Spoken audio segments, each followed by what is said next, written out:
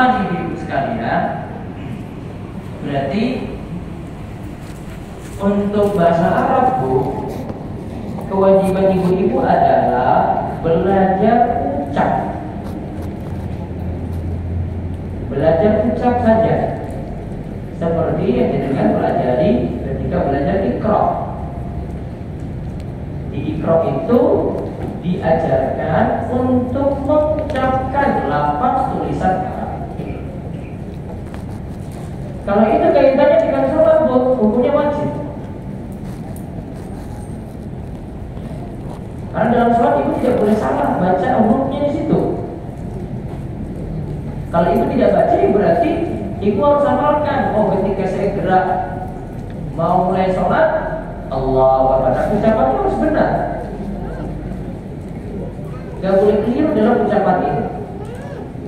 Jadi belajar mengucap ini lebih penting. Waktu ruku Allahu Akbar lagi bangkitnya apa? Sami Allahu liman hamidah. Terus lagi Allahu Akbar. Nah, apa dibaca bacaan tadi di dalam gerakan-gerakan tersebut? Cara mengucapnya ini apa itu pelajari? Itu nggak boleh salah. Apalagi nanti yang rukun-rukun sholat nggak boleh salah untuk mengucapkan. Kalau sunnah ya berarti cara mengucapkannya hukumnya sunnah.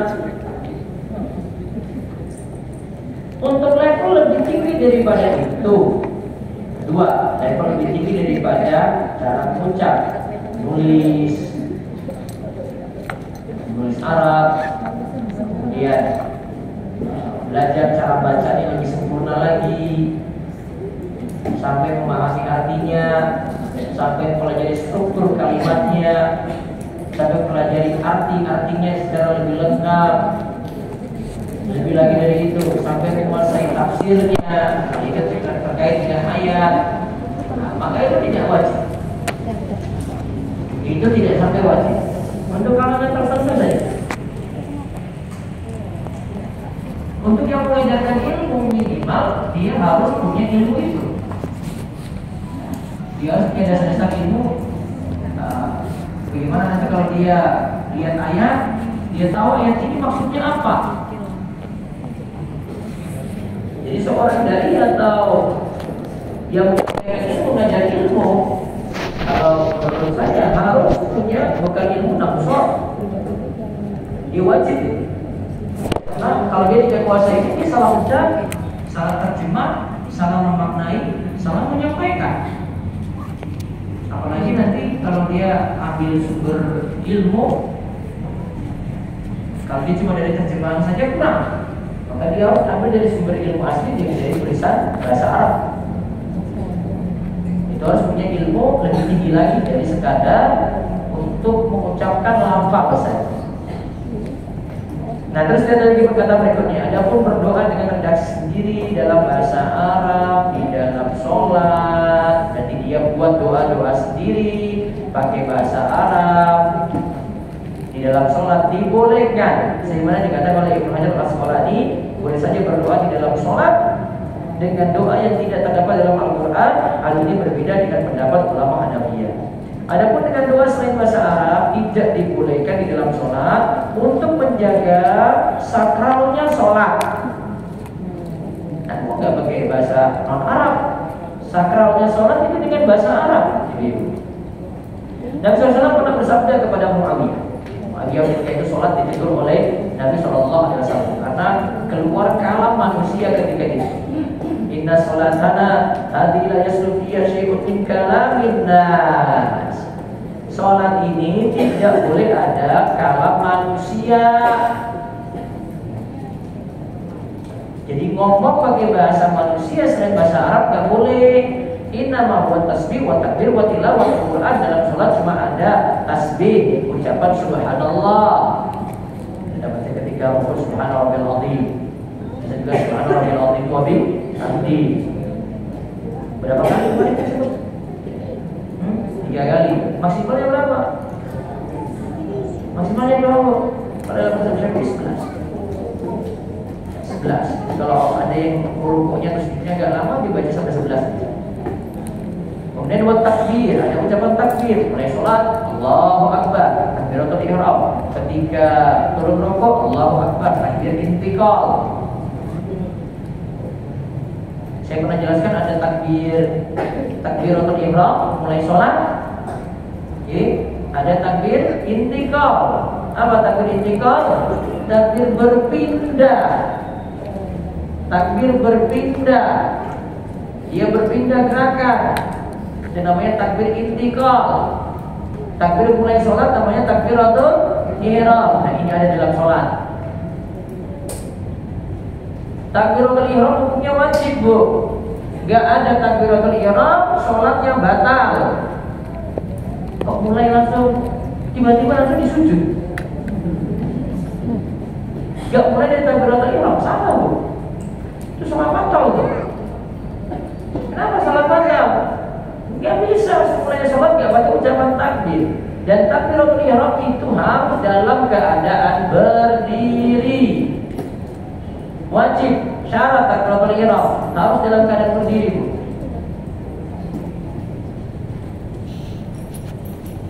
Beda dengan takbir intiqal, hukumnya sunnah. Dan disunahkan untuk memanjangkan mad ketika turun rukuk masih ada takbiratul intiqalnya, bangkitnya sampai Allah meninggal berarti dipanjangkan lagi, turun sampai sujud juga panjangkan lagi, bangkit sampai nanti juga bangkit ke rakaat kedua dan seterusnya seperti itu pun. Contoh takbiratul ihram harus dalam keadaan apa, Bu? Berdiri. Contoh ini masbuk. Ini masbuk biasanya buat masalah. Masbuk dia telat, ibunya depan, masuk, yang nggak boleh. Langsung tiba-tiba ada dia macam nggak ada dia macam tadi masuk langsung dia.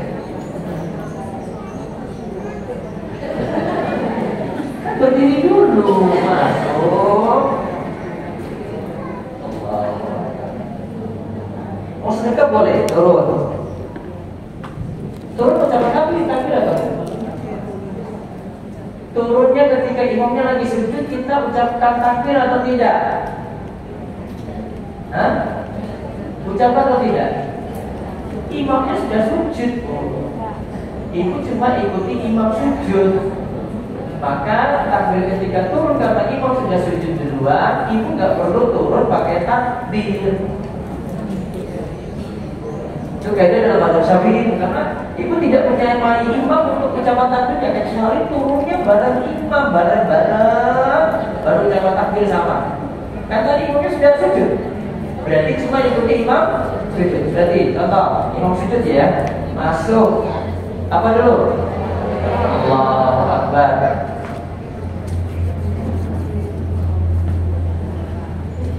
Sudah.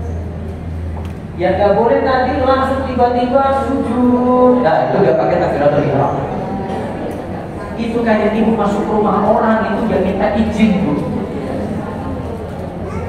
Tiba-tiba sudah, harus dipawon itu, Bu. Ngapain nggak dipawon itu? Nggak pakai ngetuk pintu dulu.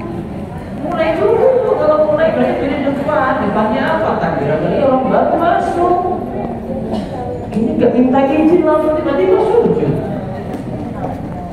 Nah, takbir intiqal takbirnya yang berpindah tadi yang saya sebut pindah tadi dari turun ke sujud itu dari pindah ke sujud atau dari berdiri ke rukuk.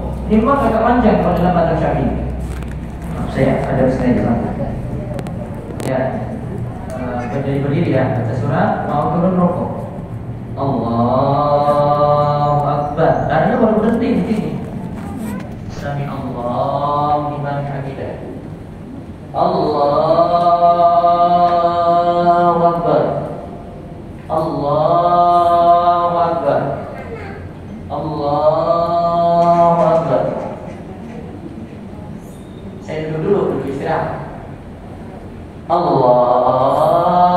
Allahu Akbar. Gitu. Kalau dalam mazhab Syafi'i takbir intiqal itu ketika khafat turun, ketika rafaq naik, nah itu masih ada bacaannya. dipanjangkan. Jadi dalam sholat ada ucapan takbir nanti. Nah, takbir dirinci, ada yang takbir yang wajib, ada takbir yang sunnah. Kemudian ada tilawatil Quran. Nah, ketika kita berdiri kita tilawah Al-Quran. Nah, Muawiyah ketika itu, apa yang terjadi sebelumnya? Sebelum hadis ini, Muawiyah itu saat sholat, temannya bersih. Temannya mengucapkan Alhamdulillah. Bagi yang bersih saat sholat boleh ucapkan Alhamdulillah. Wajib. Untuk dia saja boleh. Tapi Muawiyah balas, Yarhamukallah. Kanan kiri ini pujama yang lain, kan gak boleh ngobrol kan Bu? Kebetulan Muawiyah ini gak tahu, kan gak boleh ngobrol. Semua melotot semuanya ke Muawiyah. Tapi kan gak bisa ngomong juga. Mau beritahu batal juga sholat mereka tuh. Ya. Terus kasih abah-abah saja. Ditepuklah Muawiyah ketika itu. Oh Muawiyah rasa-rasa, iya jadi gak boleh ngobrol nih. Tapi ketika itu dia balas Bu, dia balas lagi. Terjemahannya, ngapain kalian yang lihat saya? Itu kalam manusia namanya. Dia bukan bagian dari sholat. Namanya kalam manusia. Ada sholat, tapi panggil dia, Muawiyah sini kamu sini. Tapi Muawiyah dikasih mukadimah oleh Nabi, sehingga Muawiyah ketika itu menilai bahwasanya Nabi SAW, Masya Allah ini guru yang luar biasa. Dia tidak marahiku, dia tidak mengabdiku, dia tidak memukulku. Dia nasihati aku dengan baik. Nah keluar kalimat yang tadi. Nabi SAW mengatakan kalau dalam sholat tidak boleh ada kalam manusia. Dalam sholat cuma ada tasbih, takbir, dan tilawah Al-Quran. Karena orang salah Bu, tapi nggak tahu. Beda kalau salah terus tahu. Ini kan salah nggak tahu. Salah nggak tahu, sikapnya beda. Dia salah nggak tahu, Nabi SAW tegur baik-baik. Hikmahnya pada yang diambil oleh Muawiyah, Masya Allah Nabi SAW itu nasihati saya dengan baik. Beda kalau tadi setelah sholat mungkin sahabat yang lainnya mungkin sudah keroyok dia itu. Kamu nih, apa nggak paham apa ya dalam sholat itu kayak gini. Gimana? Sahabat yang lainnya ketika lihat ada Arab Badui kencing di masjid kan mau menghardik Arab Badui. Arab Badui nggak paham kalau adab di masjid itu nggak boleh kencing. Tipis tengah dia di masjid, kemudian sahabat sudah berdiri semua mau keroyok dia nih. Akhirnya ketika itu Nabi SAW mengatakan biarin dia, biarin Arab Badui tadi kencing, biarkan dia selesai. Karena kalau laki-laki kencing, disuruh berhenti nggak mungkin. Itu natural Bu. Berhenti, kepilih kamu berhenti nggak bisa. Kalau suruh berhenti pasti tidak tepat. Ya kan? Tidak tepat. Berarti najisnya berpindah lagi. Payungnya anak laki-laki disuruh berhenti aja tuh anak laki-laki itu lagi pipis itu nggak bisa. Suruh berhenti pindah tempat. Kalau suruh berhenti tiba-tiba, kasihan dia, mudarat ke dia. Maka susah biarkan. Ada kencingnya selesai. Ambil sahabat, ambil air, siram aja kencing itu. Kan selesai. Kencingnya cuma satu tempat. Arab Badui juga gak ini. Tak kena mudarat. Malah setelah itu balasan dari Arab Badui, dia katakan, ya Allah, berilah rahmat kepada Muhammad, tidak kepada yang lainnya. Yang lainnya itu kejam banget dengan saya. Itu jawabannya dari Arab Badui. Ya Allah, berilah rahmat kepada umat yang lainnya, gak usah deh. Bahasa Inggris. Ini ada jawabannya Nabi SAW berikan bagus. Bila sikapi Muawiyah, bila sikapi Arab Badui. Kalau kita di posisi dua orang ini, wah sudah habis-habisan nih dua orang ini. Di hadapan kita tadi dikeroyoklah si Muawiyah, dikeroyoklah Arab Badui, bisa-bisa. Tidak dengan sikap Nabi kita Muhammad Sallallahu Alaihi Wasallam. Terus berikutnya lagi di poin ke-49, hafalkan doa dari Al-Quran dan As-Sunnah. PR-nya ibu-ibu harus tambah doa lagi Bu, karena dalam sholat kan bahasa Arab. Iya kan? Berarti kalau ibu mau baca selain bahasa Arab, gak ada sholat saja. Dalam sholat perbanyak doa yang sumbernya dari Al-Quran, yang sumbernya dari As-Sunnah. Mudah-mudahan doanya itu tidak doa sapu jagat terus, Bu. Saya sibuk aja sekali ya itu. Walaupun ya di luar sholat itu pakai bahasa boleh. Kemarin sudah saya singgung. Doa dengan doa yang sumbernya dari Al-Quran dan As-Sunnah itu lebih ringkas. Syarat makna kandungannya lebih dalam. Yang ajarkan Allah dan Rasul. Selesai, Bu. Kita kadang doa juga terlalu mubazir, Bu. Doa terlalu rinci sekali. Nanti ada satu bagian saya bahas di sini, Bu. Di bagian akhir ini doa itu baiknya nggak rinci-rinci sekali. Nanti ada bahas. Nah sekarang lihat, doa dari Al-Quran dan As-Sunnah itulah yang terbaik. Kata Syaikhul Islam Ibnu Taimiyah. Wa yanbaghi lil khalqi ayyad'uwa bil hadiyyati syar'iyyati allati ja'a biha al-kitab wa sunnah. Fa inna dzalika la raiba fi fadlihi wa husnihi wa annahu siratal mustaqim. Siratal ladzina an'ama Allah 'alaihim minan nabiyyin was-siddiqin wasyuhada was-shalihin. Hasna ulaika rafiqa. Sudah sepatutnya setiap hamba berdoa dengan doa yang syar'i yang disebutkan dalam Al-Quran dan As-Sunnah. Hafalkan kalau bisa. Karena doa yang berasal dari keduanya tidak diragukan lagi keutamaannya dan kebaikannya. Doa yang ada dalam Al-Quran dan As-Sunnah terdapat doa para nabi, para siddiqin, ada doa-doa para syuhada, ada doa orang-orang soleh. Yang menjadi teman terbaik yang tentu berada di jalan yang lurus. Jadi baiknya doa-doa kita seperti itu. Jadi tegasnya tambah hafalan doa.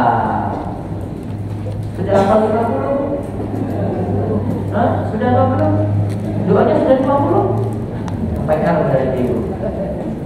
Ada jamaah saya waktu saya salah ngomong sebenarnya.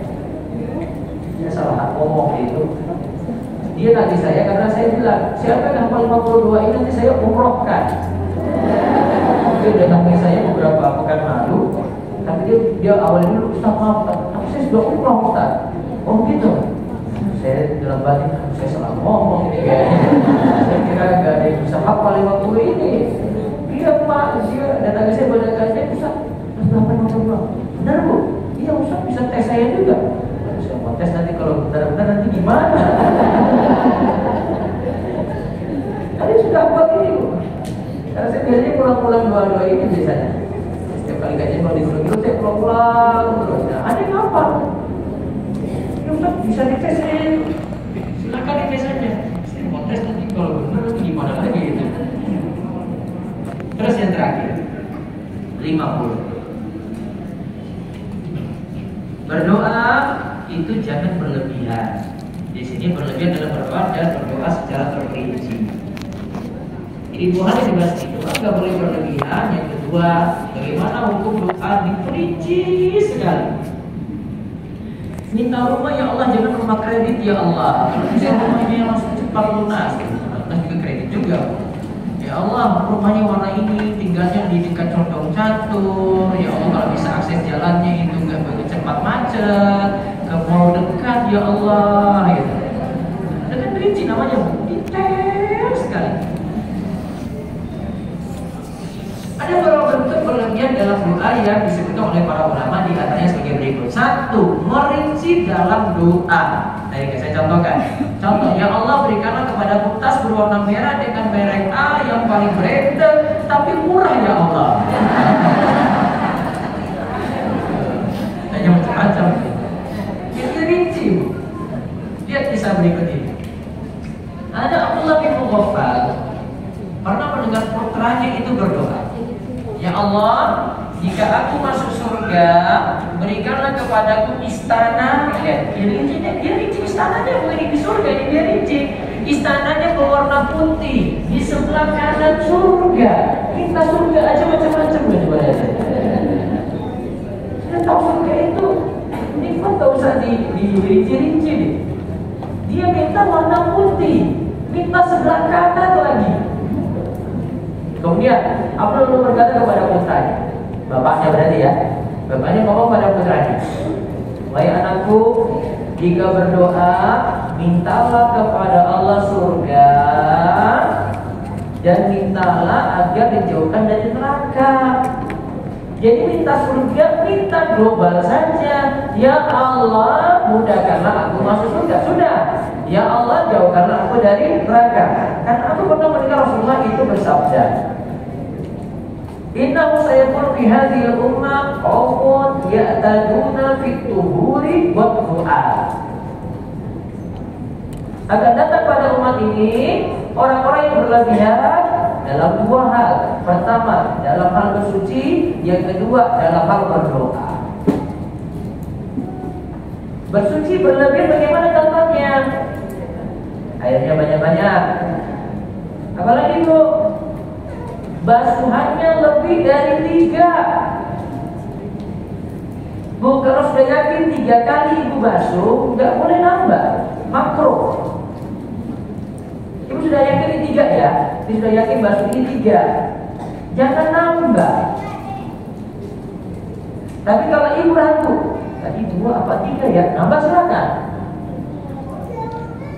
Tapi kalau sudah yakin ini pas nih, 3 lagi, jangan buat jadi 4. Hukumnya apa? Makruh. Itu namanya berlebihan dalam bersuci. Yang kedua, berlebihan dalam berdoa. Seperti yang katakan anaknya tadi. Dia berdoanya minta rinci, padahal di surga dia minta.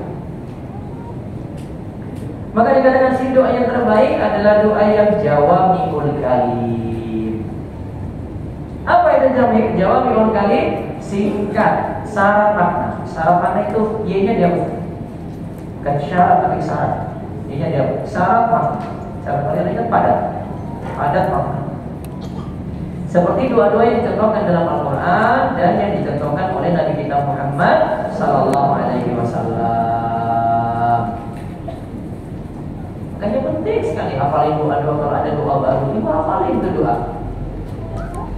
Kali kita hafalkan dulu bagian itu seperti yang saya sebutkan kemarin, sebutkan sebelumnya. Hafalin doa-doa itu.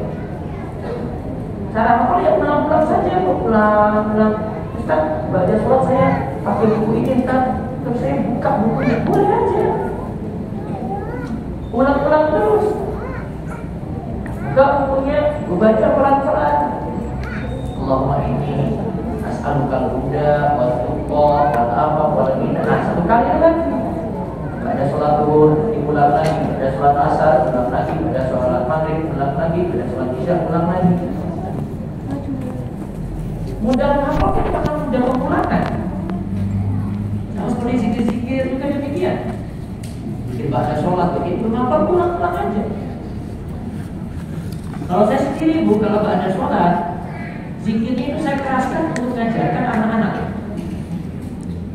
Saya keraskan kalau itu ada anak-anak TPA yang hadir, misalnya pada asar, saya keraskan bacaan zikirnya. Saya baca, saya tuntun. Astagfirullah, astagfirullah, astagfirullah, astagfirullah, astagfirullah 3 kali kan? Astagfirullah, mereka keraskan lagi. Allahumma antas salam wa minkas salam, tabarakta ya dzal jalali wal ikram. Karena diulang-ulang terus anak-anak cepat hafal. Tapi kalau suruh mereka baca saja bisa jadi mereka gak praktekkan, dan memang gak bisa hafal bacaan tadi. Karena dia bisa praktekkan juga untuk zikir pagi, zikir petang seperti itu. Terus yang kedua, jika yang diminta dalam doa adalah sesuatu yang diharapkan atau perantara menuju yang haram, ini tidak boleh. Ini termasuk berlebihan dalam doa. Doanya itu minta yang haram atau perantara menuju yang haram. Misalnya putuskan hubungan silaturahmi ini, dia minta hubungan yang ini itu putus. Atau masalah harta yang bukan haknya dia minta dalam doa. Jadi minta yang haram benar. Dia tidak berhak untuk dapat itu, tapi dia tuntut untuk itu. Gak boleh. Ada yang baru nanya beberapa waktu ini tentang anak bawaan. Apa anak bawaan bu? Anak bawaan apa bu? Anak angkat, anak tiri. Suaminya nikah 2 kali. Ini isper, istri 1. Ini istri 2.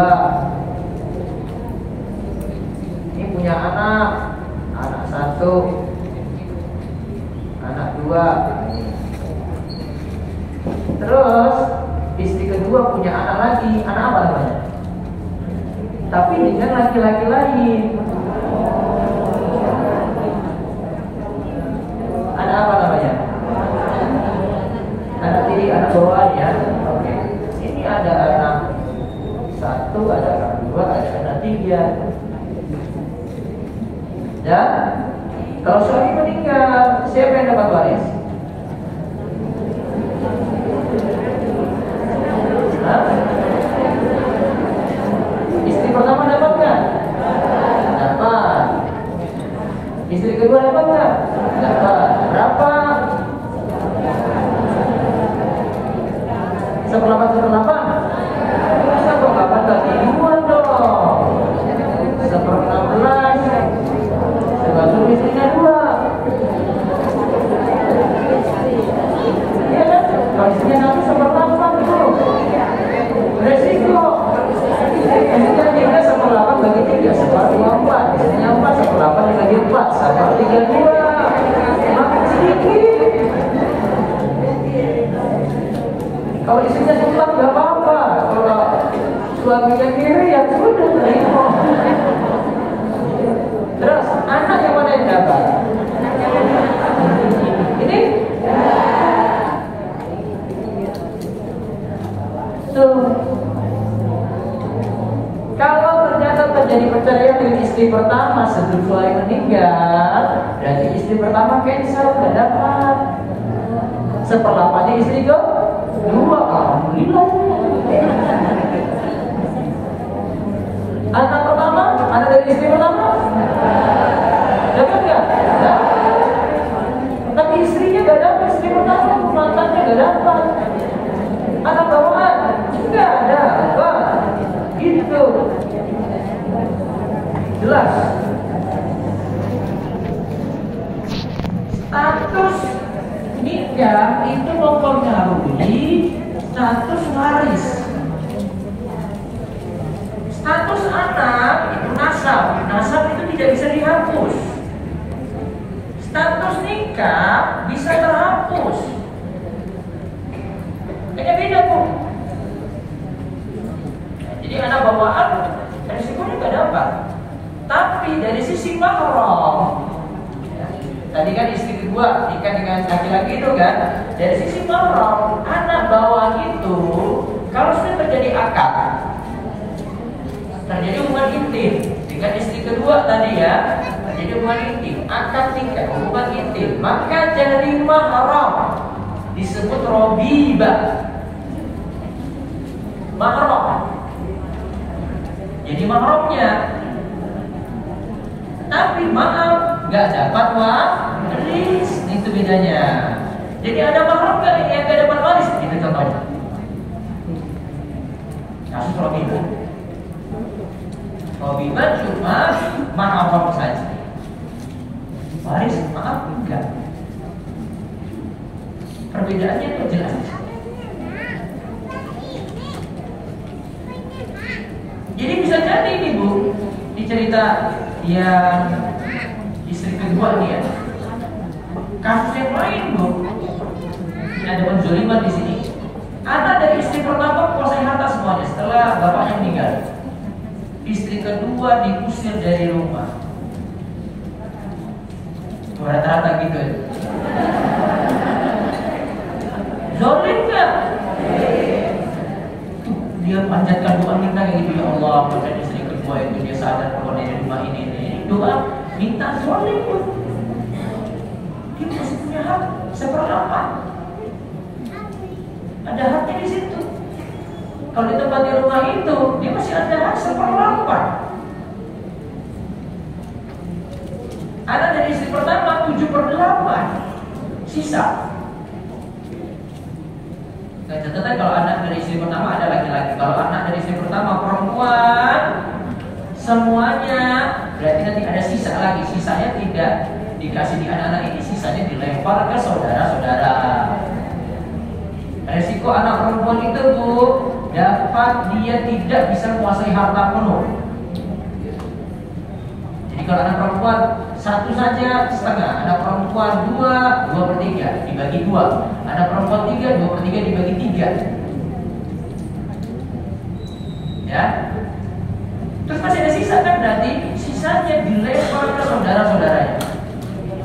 Tapi kalau ada anak laki-laki, entah nanti laki-laki bersama perempuan, habis di anak-anak semuanya.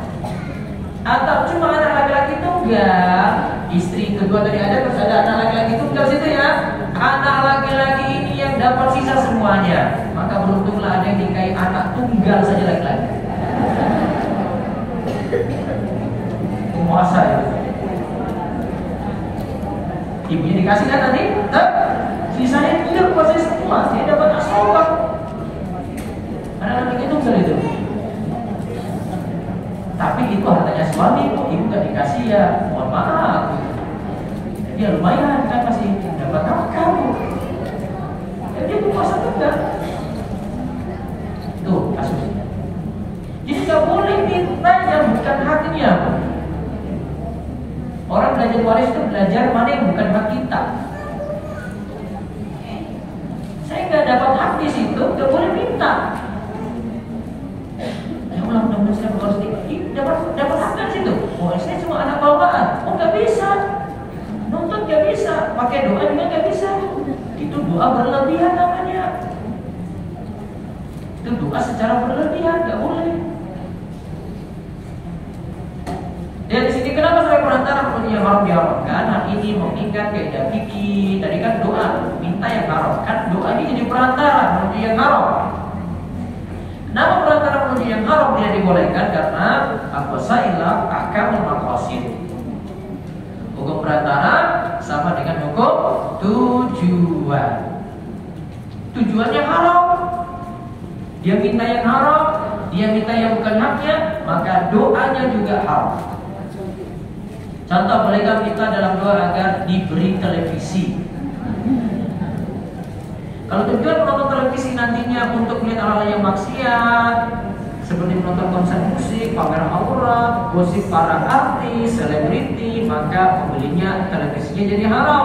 Tapi kalau dia membeli televisi untuk tujuan yang asalnya mubah, maka jadi mubah. Sebenarnya untuk hal tersebut, kalau untuk yang haram termasuk berlebihan dalam doa. Jadi hukum jual televisi boleh atau tidak? Hukum jual televisi boleh atau tidak? Hah? Orang jual nasi padang boleh nggak? Padahal ibu nggak tahu nasi padang dipakai untuk mabuk-mabukan kan? Bisa jadi ada yang beli, ibu teman-temannya mabuk kan? Bisa kan? Ibu tahu niatan ini nggak? Enggak. Maka bagi si penjual nggak usah cari tahu, jual-jual saja. Usah tapi. Tapi kan kita nggak tahu dipakai untuk apa. Televisi itu dua sisi, bisa dipakai yang halal, bisa dipakai yang haram. Sudah jual aja. Urusan si pemakai. Kecuali ini tegas ngomong sejak awal. Mana nih ya kalau nonton film kayak gini nih, ya, filmnya paling haram nih, filmnya paling haram nih, film kayak gini nih, pakai TV yang mana ya? Dia sudah rinci perbuatan haramnya, baru nggak boleh jual. Oh maaf, saya nggak mau. Jadi kalau dia nggak rinci, jual aja. Kayak orang jual nasi padang, jual aja. Yang masalah kalau tahu itu untuk maksiat. Kalau kita nggak tahu, boleh dijual nggak? Boleh. Allahu a'lam bishawab. Kemudian yang terakhir itu Bu, itu cuma beberapa doa kami tambahkan dari buku ini. 10 doanya ada di sini. Doa murid terlarang, penawar hati yang duka. Ada doa terlepas dari lintang utang. Coba doa terlepas dari lintang utang Bu. Biar utangnya cepat lunas Bu. Ayo, coba turun ya. Allahumma inni a'udzubika minal ma'thami wal maghrab. Ya Allah, aku berlindung kepadamu dari dosa dan lilitan utang. Doa yang di bawahnya, doa agar lepas dari utang sepenuh gunung. Pakai MM-an nih. Allahumma qini bi halalika an haramik wa aghnini bi fadlika amman siwak. Ya Allah, cukupkanlah aku dengan segala yang halal, jauhkanlah aku dari segala yang haram. Cukupkanlah aku dengan karunia-Mu sehingga aku tidak perlu bergantung kepada selain-Mu. Mudah-mudahan utangnya cepat lunas. Yang belum bayar utang segera bayar. Coba satu lagi, doa agar diberi kesehatan nomor 5 dan berlindung dari musibah mendadak. Allahumma inni a'udzubika min zawali ni'matik wa tahawuli afiyatik wa fujaati nikmatik wa jami'i sakhatik.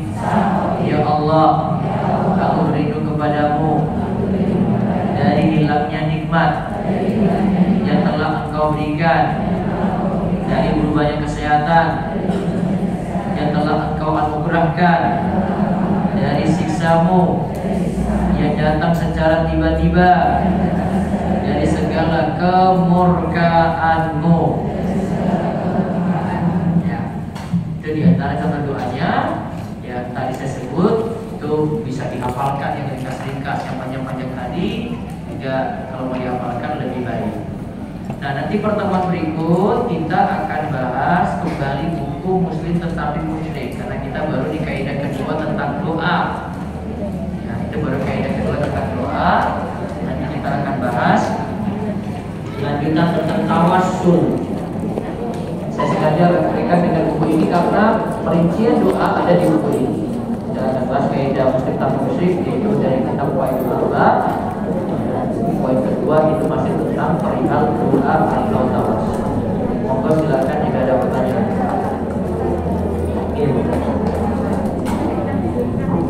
Silakan.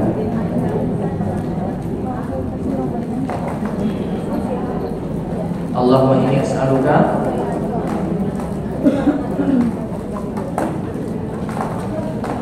dia baca doa terus, doanya kenapa? Oh, nanti coba ibu sebutkan yang channel.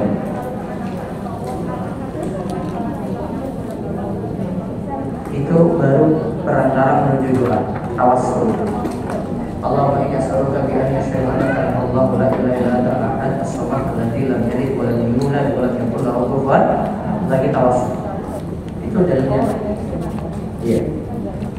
Ustaz, jika seorang dosen penguji menerima hadiah atau makanan pada saat sebelum menguji dari mahasiswa dan itu atas pengetahuan atasan, yayasan, apakah termasuk riswa?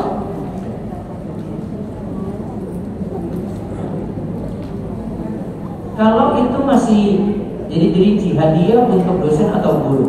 Jika sebelum guru ini bertugas mengajar sebagai gurunya, maka hukumnya masih boleh.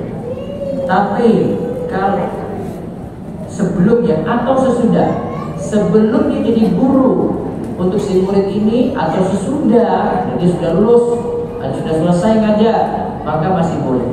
Tapi kalau selama ngajarnya termasuk istri ujian ini masih ngajar nih, maka itu termasuk riswa. Mau yayasan izinkan atau tidak, baiknya tidak, karena ini kalau cuma dari mahasiswa ini saja, mahasiswa yang lain tidak melakukan seperti itu, ini kecenderungan nilai ini ada mempengaruhi nilai, maka nanti nilai nanti tidak fair. Ada yang kasih nanti kasih nilai lebih bagus, atau dia nggak dikasih nilai jelek, dan seterusnya.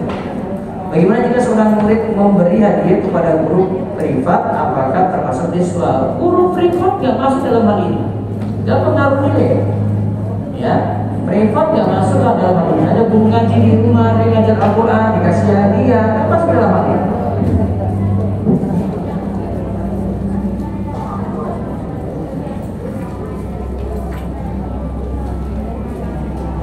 Kasih ke pihak sekolah saja kalau gitu. Tapi tidak boleh individu yang kasih. Satu kelasnya wali-wali muridnya semuanya. Nggak apa-apa kalau pilih guru itu kalau misalnya dia butuh, tapi lewat sekolahnya. Kasihkan ke guru tadi.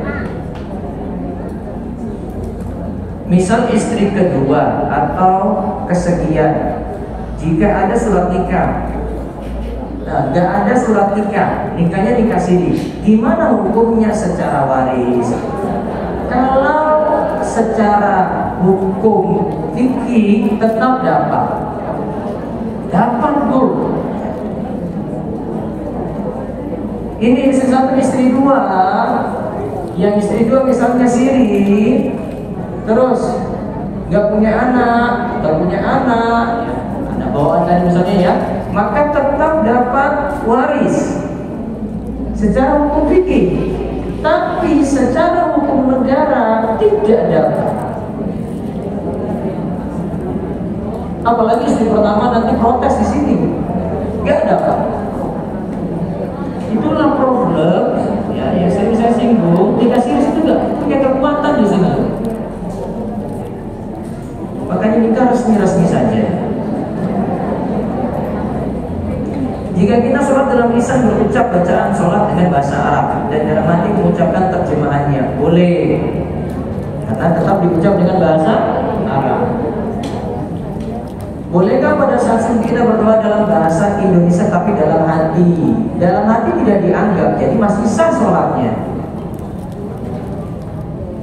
Saat kita sholat kita perlu membaca lirik surat-surat dan bacaan surat. Bagaimana jika kita sebagai makmum? Apakah perlu ikut membaca lirik? Kalau posisinya baca surat Al-Fatihah untuk sholat jahriyah, ketika imam baca Al-Fatihah, diam, tidak ikuti, diam saja. Setelah amin, ada dua kondisi. Bagi yang memilih pendapat wajib baca Al-Fatihah di belakang imam, maka dia baca ketika itu. Tapi bagi dia memilih pendapat bacaan imam jadi bacaan untuk makmum, berarti dia nggak baca. Jika iya, bagaimana jika sang imam membaca surat pendek yang kita makmum tidak hafal? Ya dengarkan saja. Ini cuma berlaku surat Al-Fatihah. Kalau surat Al-Fatihah, dengarkan imam saja. Tidak perlu juga ibu niru, walaupun secara lirik. Apakah mau diam saja atau menyimak mendengarkan? Mendengarkan saja. Kalau tidak ada doa selain bahasa Arab dalam sholat, berarti berbanyak doa ketika sujud itu harus bahasa Arab. Iya. Kalau kita banyak mau tapi tidak tahu bahasa Arabnya, berarti tidak dapat keutamaan waktu berdoa ketika sujud. Solusinya adalah berdoalah dengan doa yang sifatnya umum yang ibu hafal, yang dengan bahasa Arab. Apa doa sifatnya umum? Rabbana atina fid dunya hasanah wa fil akhirati hasanah wa qina adzabannar. Ya Allah, saya belum dapat jodoh, ya Allah, dapat jodoh dengan doa ini gitu. Dalam hati rinci kebaikan dunianya seperti itu. Kan sekarang kebaikan dunia. Ada kebaikan dunia di sini. Maka bisa dengan doa sifatnya umum, tapi keinginan kita dalam hati kita ingin maksud tertentu dari yang umum tadi. Ada lagi? Ada yang nanya langsung, Bu? Ya.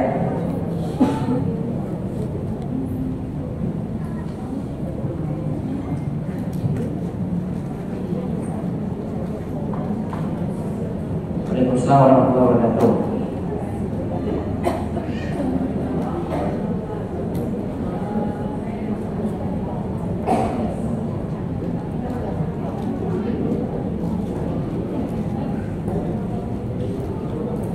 Bisnis tadi apa? Onzi ya. Oke.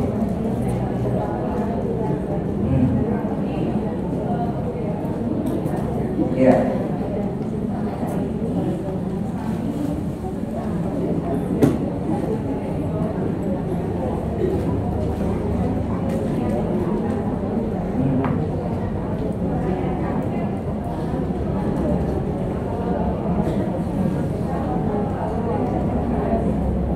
Kalau kita punya utang, kita tidak boleh untuk haji dan tidak boleh pergi haji. Terus,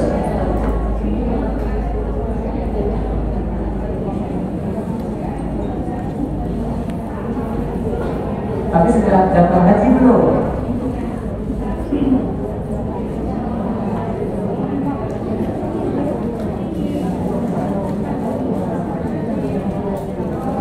Tapi utangnya tadi tetap dibayar.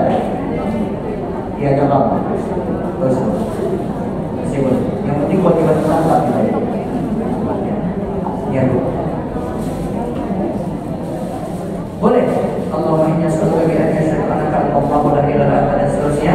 Dibaca sujud terakhir boleh. Tapi tidak diusahakan sujud terakhir lebih bagus. Ya, sujud manapun. Jadi jangan diusahakan pada sujud terakhir saja. Dan pernah kita bahas. Ya. Ditambah itu termasuk dua di akhir sholat atau lupa nanti setelah selesai sholat. Ya. Mutor terpaksa. Mutor itu terpaksa. Dia di tengah hutan gak dapat makanan, terus dia makan yang mahal untuk keberlangsungan hidupnya. Itu namanya mutor. Dengan izin Allah, bisa sih dikabulkan. Itu masalah lain, itu gak ada diri mutor tadi. Itu kalau kaitannya dengan makanan, Bu. Tapi mutor itu gak. Bahasa yang lainnya kaitannya kalau yang doa berarti mutor doa yang keadaan darurat kepepet. Maka dikabulkan itu biasanya.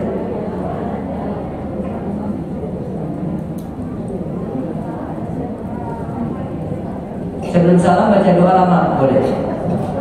Masih dibolehkan.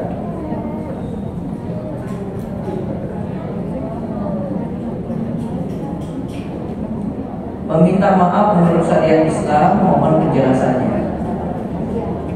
Kalau menurut Ibnu Taimiyah, orang itu balas kejelekan dengan kebaikan, dia itu disebut muhsin. Muhsin itu dua sikap, ya'fu wa taraka haqqahu. Dia itu maafkan, kemudian dia tinggalkan hak yang semestinya dia itu bisa balas, dia nggak balas. Maka orang yang maafkan itu berarti dia lupakan kesalahan orang lain. Terus yang kedua, dia kembalikan kondisinya seperti awal lagi. Kalau dulu dia bersinggungan, dia nyambung lagi. Kalau dulu dia nggak mau kasih nafkah, dia kasih nafkah lagi. Kalau kaitannya dengan dia nggak mau ngomong, berarti dia ngomong lagi. Konsekuensi dari maafkan sebenarnya. Jadi maafkan itu bukan hanya saya maafkan saja, tapi ada konsekuensi yang dilakukan. Allah. Ya, berdoa. Kita sebut doa untuk anak kita, boleh? Diperinci apanya, Bu? Boleh. Tapi yang jelas artinya perinciannya itu jangan terlalu banget perincinya. Ya Allah, saya minta jodoh untuk anak saya. Ya Allah, kalau bisa orang condok catur sini. Ya Allah, gak jauh-jauh ke Gunung Kidul. Jangan usah detail kayak gitu.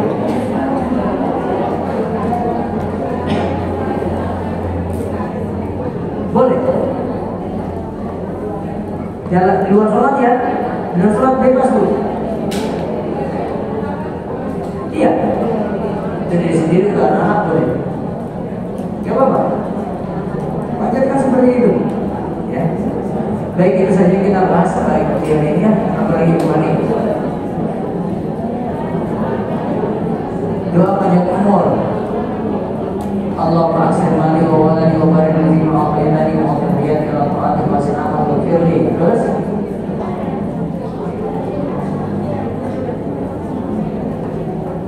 nah, jadi anak dan harta tadi minta berkah juga, tidak hanya minta perbanyak. Bisa juga minta anak lagi. Ya mudah-mudahan ada rencana lagi.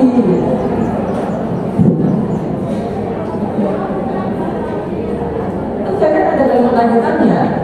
Allah ma'afir mali wa waladi wa barik li.